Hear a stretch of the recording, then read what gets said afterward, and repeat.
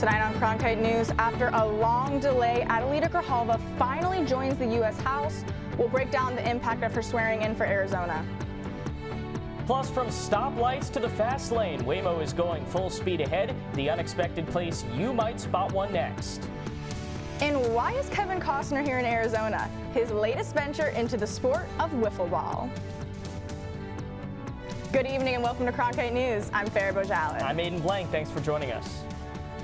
After weeks of delays, Arizona's newest member of Congress has officially been sworn in. Adelita Grijalva now represents Southern Arizona after a certification process that took longer than expected. Tonight we will start in Washington, D.C., where our Cronkite News reporter Nick Carmia joins us with more. After 50 days of delay, Adelita Grijalva was sworn in Wednesday. Speaker Mike Johnson has listed off a number of procedural reasons over the last couple of weeks as far as why he couldn't conduct this ceremony, none of which would have actually physically stopped him from delivering the oath to Grijalva. Now, Democrats in Grijalva have said that this whole standoff is completely political over a discharge petition that would force a vote onto the House floor to release the remaining Epstein files. She would be the final signature on that, and that's exactly what she ended up doing. She signed that discharge petition on the House floor today after she gave her remarks. In Washington, Nick Carmia, Cronkite News. Thanks, Nick. Grijalva swearing in could have major implications here in Arizona. Joining us now in the newsroom is Cronkite News reporter Macy Markham to explain Grijalva's top priorities in Washington. Yeah, that's right, Aiden. I was in Tucson on Election Day when Grijalva won her race with nearly 70% of the vote. But that was more than 7 weeks ago. Speaker Johnson now owns the record of the longest delay in swearing in a new U.S. representative. When I spoke with Grijalva on election night, she told me her top priority was signing the House discharge petition to release the Epstein files. And with her confirmation, she has officially become the 218th deciding vote. She spoke to CNN last night saying releasing the Epstein files remains a top priority and criticizing Speaker Johnson for what she called obstruction. Well, Speaker Johnson has already tried to stop the vote. He sent Congress home a week early in order to avoid a vote. So absolutely, I think we need to be prepared to call out any obstruction in releasing the files. Grijalva is starting her term with a busy day on the Hill, planning on casting several influential votes for Southern Arizona. Beyond the government shutdown, she told me she plans to challenge the Trump administration on tariffs and will sit on nearly every committee her father sat on before he died earlier this year. In the newsroom, Macy Markham, Cronkite News. And as our reporter Nick Carmia mentioned, newly released emails show that Jeffrey Epstein mentioned Donald Trump by name multiple times. Yeah, that's right. Now, it's important to note that the documents released by House Democrats were not the full Epstein files. These are specific documents, and they're only emails sent by the disgraced former financier. The Democrats in the House Oversight Committee released these emails on Wednesday. They show a series of private messages from the last 15 years. In them, Epstein says Trump spent significant time with a woman the House committee describes as one of Epstein's sex trafficking victims. Now, this release is the latest move, growing pressure in Congress to disclose more Epstein-related material. That is clear that Jeffrey Epstein had something to hang over his head. Why else or how else could you have a debt that you are able to? Now, exactly what it was, who knows, right? And that's what we're trying to get to the bottom of. But the fact that Trump does not want these files to be out, to me, says that he has more to hide than him actually being able to exonerate himself. Now, Trump didn't send or receive any of the messages and is not accused of wrongdoing. He has continued to deny involvement or knowledge of Epstein's operations. Meanwhile, President Trump is now asking for a full pardon for Israeli Prime Minister Benjamin Netanyahu. Netanyahu faces a number of corruption charges in 3 separate cases, including fraud, bribery, and breach of trust in Israel. In a letter sent to the Israeli president, Trump called the charges political and unjustified. Netanyahu has pleaded not guilty in response to the charges, and many of his supporters have dismissed the trials as politically motivated. The Supreme Court granted an emergency appeal to temporarily block the full funding of SNAP benefits. This comes after Governor Katie Hobbs directed state officials to add full benefits to the cards of SNAP recipients for the month of November. Federal officials are now saying that they did not authorize states to give residents full benefits, and they must immediately undo any steps taken to load benefits to EBT cards. This could cause issues for Arizonans, as those who have EBT cards for the month of November could potentially owe that money back. Arizona and 6 other western states just missed a major deadline to agree on how to share the shrinking of the Colorado River. That river supplies water to 40 million people, including much of Arizona. The states were supposed to submit a joint plan yesterday, but there are still deep disagreements about how much each state should give up. Federal officials could soon step in and impose those cuts if no deal is reached. And Waymo just announced that they are taking their cars from the side street to the interstate. The robo-taxi company is the first to offer driverless rides on freeways in the U.S. Until now, their cars only cruised on city streets. Starting this week, they'll be hitting highways here in Phoenix, as well as the Bay Area and L.A. Waymo says it plans to gradually expand freeway service to more cities. Cars can go right up to the speed limit or a little faster for safety. Freeway rides will be used when the route is meaningfully faster. Coming up next, scientists made a fascinating discovery about bumblebees. Plus, we'll learn about some of the seniors in the valley who are using baseball to stay active. You're getting too old. I said, well, give me a definition of what old means. Stay tuned after the break to see these seniors, who these seniors are, and why they're taking a swing at letting out their inner child. If you were looking to get outside and play some ball this weekend, you might want to hold off. Rain chances are increasing as we head towards the weekend. We'll have the full forecast coming up next. I grew up in a small border town, and water was really important to us. Without enough water, we can't farm, we can't eat, we can't live. And the way we're doing it right now, straight up doesn't have a future. I went to ASU because this is a place where you solve problems. With vertical farming, we can grow the same amount of food with 95% less water than traditional farming. The work I'm doing at ASU is changing the way I look at the world. 3, 2, 1. Coming up on the cut. Coming up on the cut. Coming up on the cut. How students can build their broadcast journalism portfolio with opportunities to learn more about on-air reporting and studio production.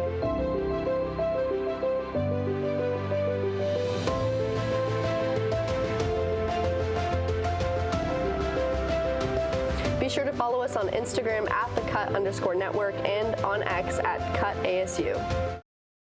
The scientists and engineers that support the next mission to Mars could be in this class. Getting a degree at ASU is a journey that can take you anywhere. Into a world of groundbreaking technology and renowned award-winning faculty. Professors who help you to impact the world. Whether you're on campus or at home, becoming your best starts with learning from the best.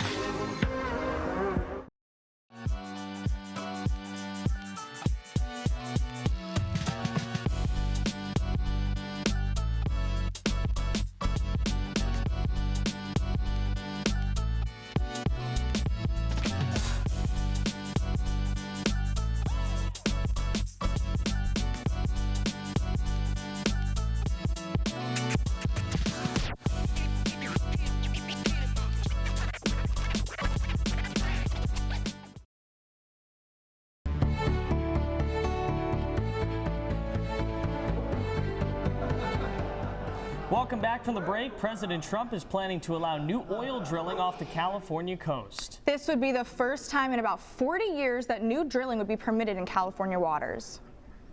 But California Governor Gavin Newsom said the plan would be, quote, dead on arrival. He plans to fight the move in court, according to reports. The Department of Interior could announce the plans as soon as this week. But analysts said that the energy companies most likely would not be interested in California drilling expansion anyway.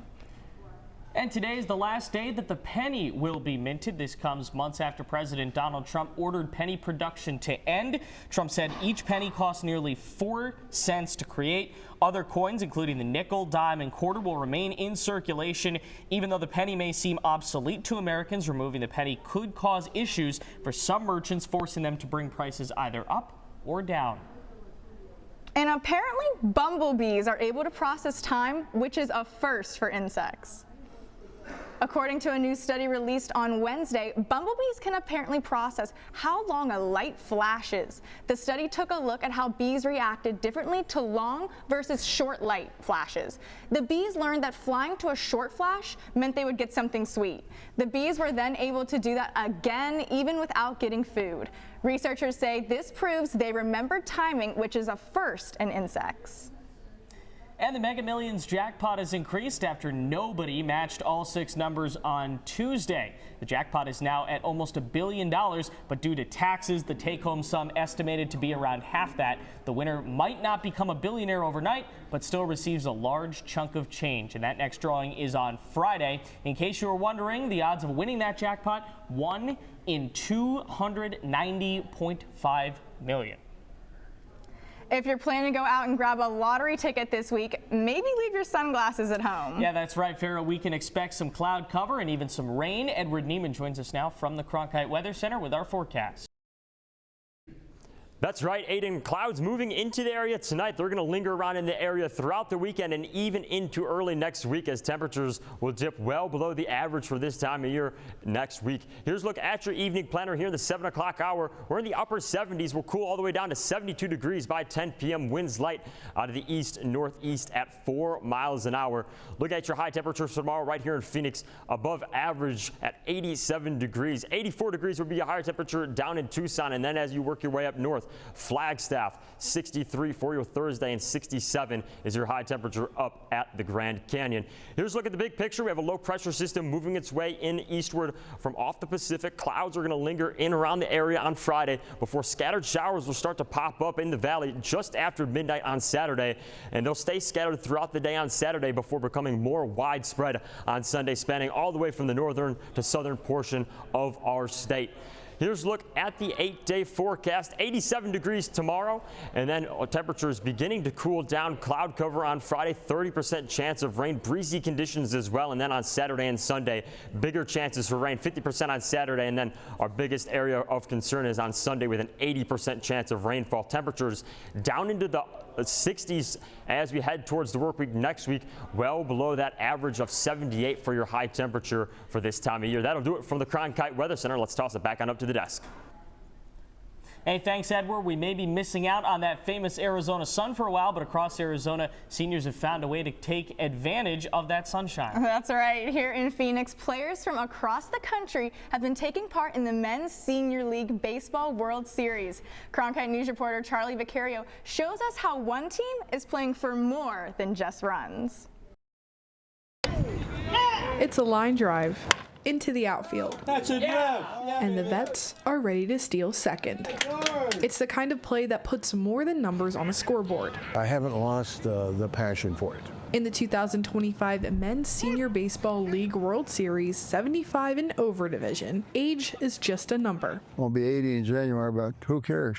And the numbers they care about today are on their back. Give me a definition of what O means. 79-year-old Richard Slotacek has been pitching fastballs since 2010, and nothing's stopping him, despite his family's concerns. They say you can get hurt. You can get hurt walking. So what's the big deal? That is, I'm doing what I want to do. Created in 1988, if you go back to my high school days, back when you guys were just not around yet, the league is a chance for seniors to stay connected to each other. Friendship. That's the most important thing in life, friendship. And to a game that's been in the background of the wins and losses in their lives. Losing wives and things, it's good to talk to, the other guys, and, it gets some of that sadness out of your soul, I guess. Clemens teammates understand those feelings all too well. That's why each game is played as a way to stay active and keep swinging at whatever life throws across the plate. Move the body around at this age and just keep the motivation. Determined to get back on the leaderboard and down by 6 runs with 3 innings to go, player Bobby Clemens steps up to the plate and hits a triple. Yeah, I had a couple good hits. I said, oh no, I'm going to have to run. The Vets are on the bases one hit after another. Where do you go, you speedster? Hope for a comeback. The final score, Mudville 22 and the Vets 4. But if you ask the players, the real win isn't what's on the board. It's about what happens on the diamond and in the dugout. We just want to keep together as a team because it's like a brotherhood, more than just of winning kind of thing. The Vets' love for the game doesn't fade with age. It just finds a new team. And as for these players, the game's not over yet. Life is very precious. Milk the system. I'm at least about 105. In Phoenix, Charlie Vicario, Cronkite News. Hope I'm moving around like that at that age. The MSLB has over 300 teams and almost 50,000 members nationwide. And as the league continues to grow, players get the chance to stay in the game. Coming up next, it's the Cronkite Sports Report. That's right, Aiden. And unfortunately, the injury bug has bit Arizona. When we come back, you'll hear about some injuries to key players across Arizona sports.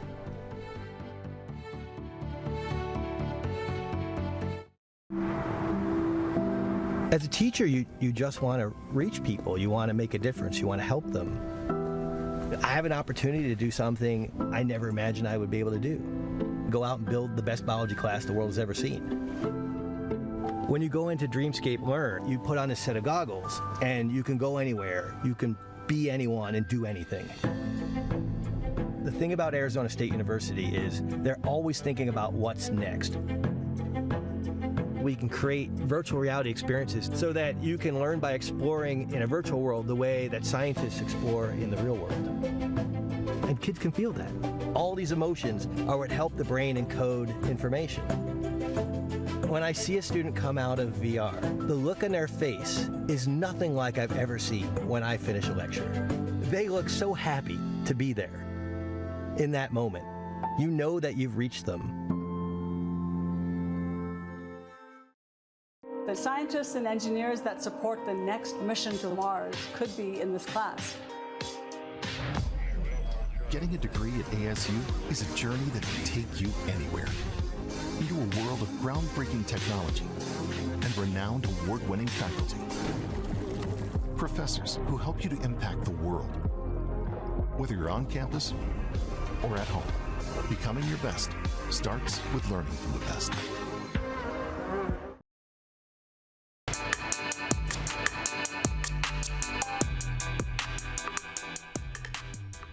Welcome to the Cronkite Sports Report. I'm Keon Russell. We start with some injury news from the Suns as guard Jalen Green will be sidelined for the next 4 to 6 weeks with a lingering hamstring injury. Green has already struggled with hamstring troubles this year, originally getting injured during the Suns' preseason and missing the first few games because of it. Green was the headliner sent back to the Suns in the blockbuster trade that sent Kevin Durant to Houston. The Suns guard has played just 2 games this season so far. From one guard to another, Grayson Allen had a game for the history books. He set the Suns' franchise record for threes made in a single game with 10. Allen also scored a career-high 42 points in the Suns' 121-98 win over the Pelicans, going a perfect 5 for 5, scoring 17 points in that third quarter. The entire bench came alive as Allen hit his record-breaking three, and at the end of the night, he got to soak it all in with his wife and daughter, a game to remember for Allen and his entire family. Looking forward for the Suns, their next 5 include 3 games against teams that are under 500, like the Dallas Mavericks, who they play tonight. From the court to the field, Sun Devil football is fresh off a bye week and is getting ready for its homecoming game against West Virginia. Coach Kenny Dillingham discussed today what his team needs to do better to keep their playoff hopes alive. We've been horrible at responding to success this year. We've been really good at responding to failure, but we have not responded to playing a good football game or beating a good team well. So we need to do that. We need to show this season that we can play a good football game and come back and play another one. The Sun Devils look to win without receiver Jordan Tyson, who will be sidelined for the 3rd straight game. Tyson will be out until their November 22nd game at Colorado at the earliest. Turning now to ASU volleyball, where the Sun Devils are looking to keep their winning streak going after beating a ranked BYU team, propelling themselves to 8th in the AVCA rankings. The Sun Devils will renew their bitter rivalry with the Arizona Wildcats. The two will face off in Tempe just a few weeks after the Sun Devils beat the Wildcats 3-1 in Tucson. And when it comes to what volleyball head coach J.J. Van Niel wants to see from the fans this week, he made his message loud and clear.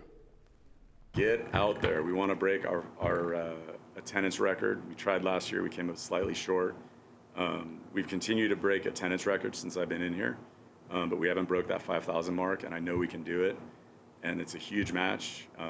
That team down south has been playing well.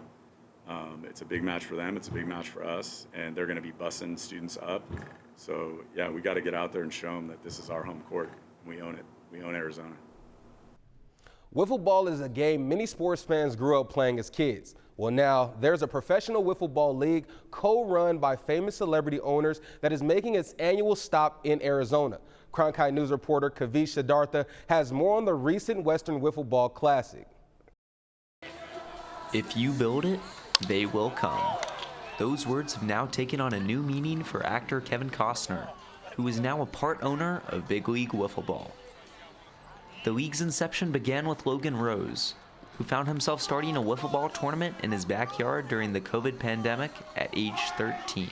Now, 5 years later, Rose's tournament has gone from backyards to a full-fledged Big League Wiffle Ball tournament playing at Scottsdale Stadium. We grew the league in our backyard. At first it was just, family members, friends. And then we ended up really from this tournament getting big presence on, social media and whatnot. And a lot of guys started driving in through our draft process and all that kind of thing. Rose's league includes a 10-team circuit that has attracted players from all over the country looking to play. Big League Wiffle Ball has even reeled in numerous celebrities who've become involved as team owners. The mythology of wiffle ball is very strong with me, and I would say obviously it's strong with a lot of other kids who just grew up and made their backyards their kingdoms, and the different configurations of backyards, of rose bushes and bad dogs and stay out of this, stay out of that, trash cans everywhere. You still can play.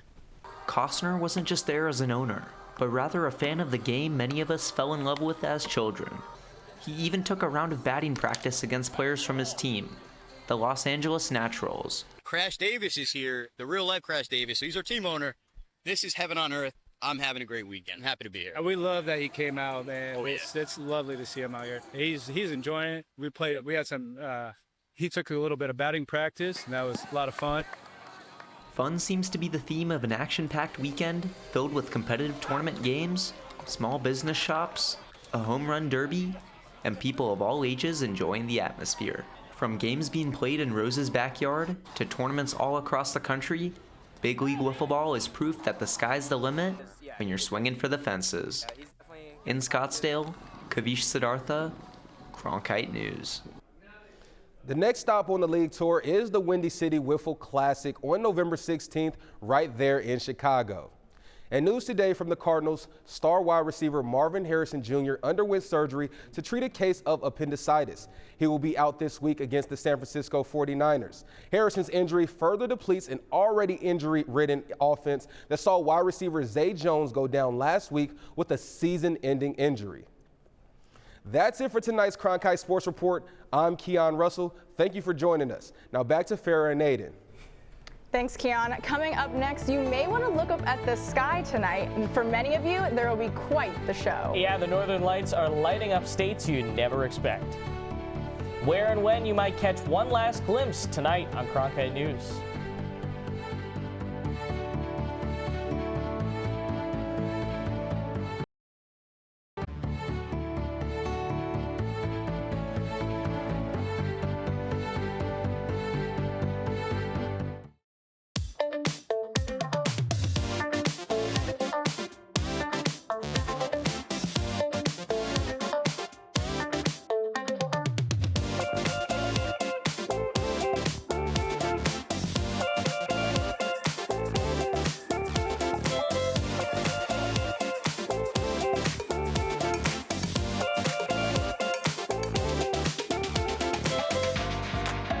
This is where Cronkite can be creative.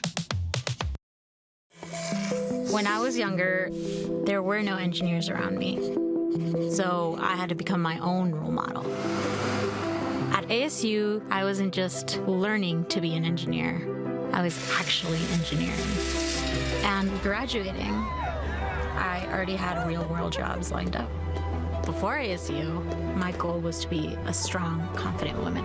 And when I left, I became a strong, confident engineer.